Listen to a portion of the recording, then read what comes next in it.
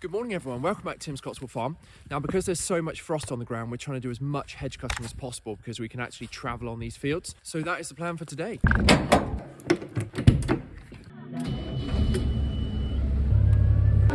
So whilst the hedge cutter warms up, I've got a guy actually coming to look at my defender. So he's coming at 9, so I'm hoping deal with him maybe an hour or so. As soon as he's gone, we can head up and start hedge cutting.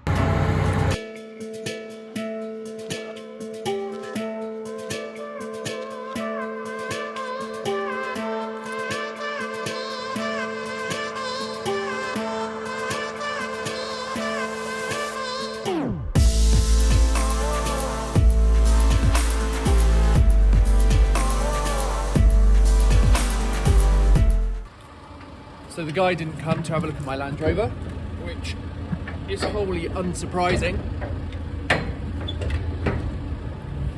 So I might as well go hedge cutting, but I've wasted about 50 minutes, which is great. Now I would say right from the off, I'm just starting really hedge cutting. Dad's always done the hedge cutting, he's very good at it. What I always do though, when I'm starting the rotor, I always keep it away from me. Now it often stalls the tractor a little bit as well.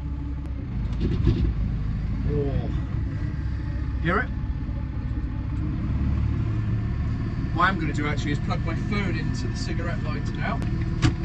The plug in here is like a small plug, so to get the cigarette lighter we basically had to make something like this, or Dad had to make something like this, so that we're able to use it. So I'm going to plug my phone in, then we're going to head up to the field. I was going to fly my drone up, but I think it's a bit too frosty.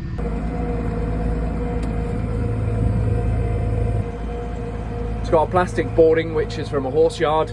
These are the controls, this is the main joystick for the head. Oh. Might even be able to see some deer in a minute. So we're going to go on round. That hedge has been cut, so we're down to that first hedge down there. But it is actually a beautiful morning. I'll flip the camera around and just show you. Look at that.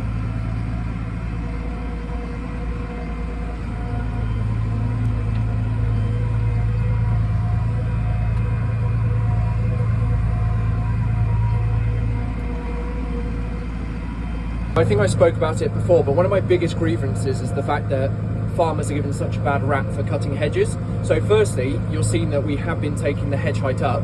Secondly, just because these big rotor flails are hitting the hedge, cutting a hedge does promote growth. It promotes it to be thicker, which means the habitat for all the little birds is actually increased from cutting. It isn't decreased. Most things, when they're left to just grow, will be spindly. So we cut ours every year. Some people cut once every 2 years, but what you find is there isn't 2 years worth of cut to cut in that second year. There's probably like 2.5. So you end up using more diesel on year 2 to try and get the hedge back to where it was in year 1. Little and often definitely is the key. So I'm just coming down, so this one's been cut.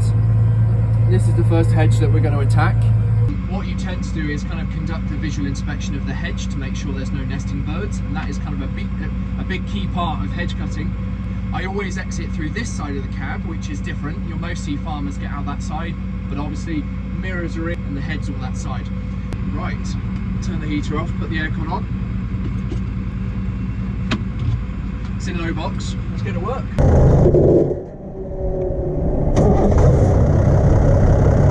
This really is how slow it goes.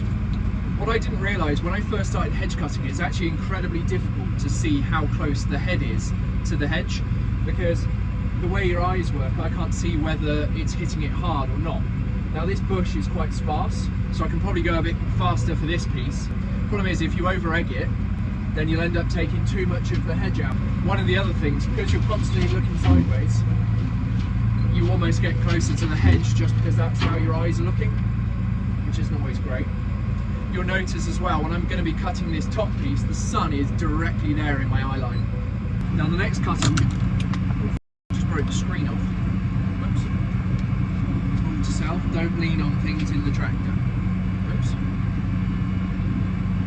Now the next cut I'm going to make is the top one. The material, as the hedge cutter head is coming along, the material won't be cut straight. The head will push it over, and then it will try and come from underneath and hit it.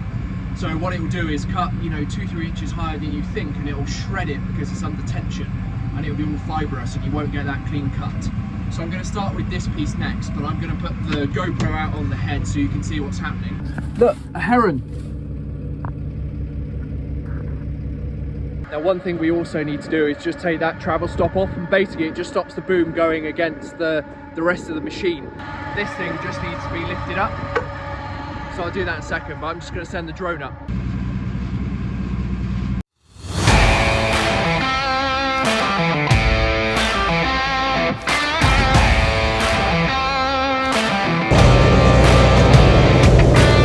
This really is, you know, how to learn to hedge cut for me as well. Dad's kind of teaching me, but it's more instructional, like this is what you need to do, go have a go sort of thing. It's not like he's in here saying do this, do that. Arguably the hedges are cut, but how neat they are. Last year I did actually do a pretty neat hedge, so there's the added stress that you guys are watching at home as well. I'm quite blind because I've been looking into the sun for the last 30 minutes, but basically I'm just finishing this piece now by putting the opposite angle on it. I'm not sure this hedge had an angle before, I know the top one did, but I'm going to stick it on anyway. This right now, you know, I have basically no experience with hedge cutting whatsoever. I've probably done maybe 40 hours in my entire life, and I'm still learning.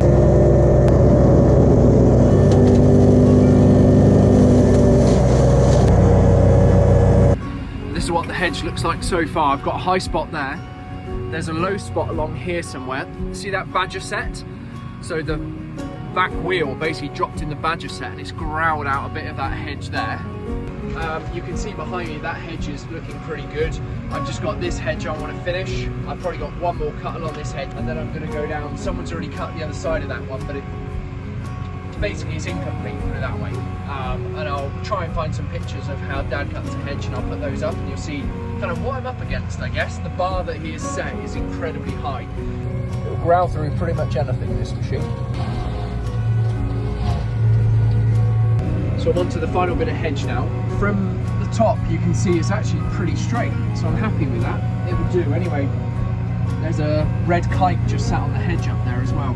Then I'm just working on this piece here. It goes off at a right angle round the corner, and then we're done. What I will do in a minute is just talk you through a lot of the controls as well. It's nice not to be working into the sun.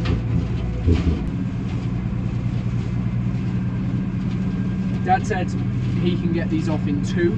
It's taken me probably 4 just because I'm still learning, you know, like anything. Do you see how it's bending before it's actually feeding into the machine? You can just make out the rotor spinning. Oh, for you it's probably through there. But you can just make out the rotor spinning, so you can kind of gauge where it's cutting the hedge. What I do find, the slower you go, the more kind of jolty you make it, because you end up overcorrecting all the time.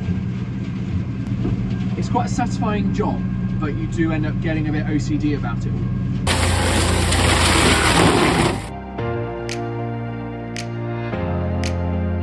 There's a high spot there I can see, which is kind of annoying. But yeah, generally not too bad. Pushing it forwards and backwards controls that main ram, and you can see the arms going up and down. Then left and right.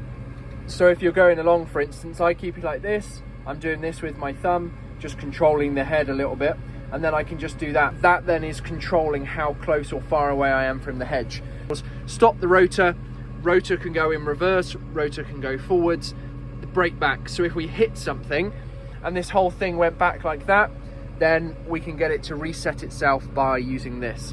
You can get the floating head. If we had the roller on it, you press this and it contours the ground, so it just rolls along. And then similarly this, hold this slider back and it puts the machine back. This would be if we had the extending one, that would then boom out a bit like a digger, but we don't have it. So that's the controls, really simple, and obviously automatic stop if we get in trouble.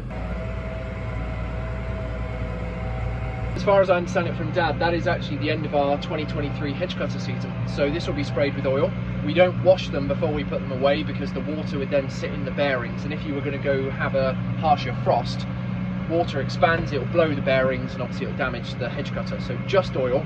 All of the control box will come out, and then obviously we'll get this ready for the next thing. Every day is a school day, so I'm going to take this down into the yard. We'll grab a load of haylage, and I think we'll probably go do the rounds, feed the sheep. The guy didn't come, he said he had his heart set on another Defender. If you do want to see some cool Defender pictures in the farm, here you go. I'll show you 2 now, and then maybe I'll put some at the end as well. I'm really pleased with how they've come out. I'm going to put the travel stop back on, put it in the shed, and then Dad kindly has got a bale in the back of the Defender so we can then go down and do the sheep. Found the other lot, thought someone had stolen them. Hey, some farmer's done a very good job hedge cutting that. Hello. Look, your buddies are all down there. What is Dad doing? You alright? So for about 15 minutes I thought someone stole the sheep because I couldn't find them anywhere. We're just inspecting because there's a load of pheasant feeders down in the wood. We don't know who they belong to. No one's claimed ownership of them, so we're going to keep an eye on that as well in case anyone's poaching. So the final thing of this episode is really to decide whether we can come out with the Claydon drill and drill our winter wheat into this field. Now the frost has thawed and we'd hoped that it would have stayed dry and just naturally heated up a little bit without the rain, but unfortunately we've just had 2-3 days of rain. So the person we bought the drill off is obviously supposed to be coming down to set us off, but we're kind of speaking every day to let him know what the situation is here as to whether it's worth him coming down, because it's about a 3-hour trip. Time will tell. That to me still seems a bit frozen. Guys, thank you so much for watching. If you haven't already, please do give my videos a big thumbs up. Please subscribe to my YouTube channel, Tims Cotteswold Farm, and hopefully the next episode we will finally be drilling our winter wheat. Bye.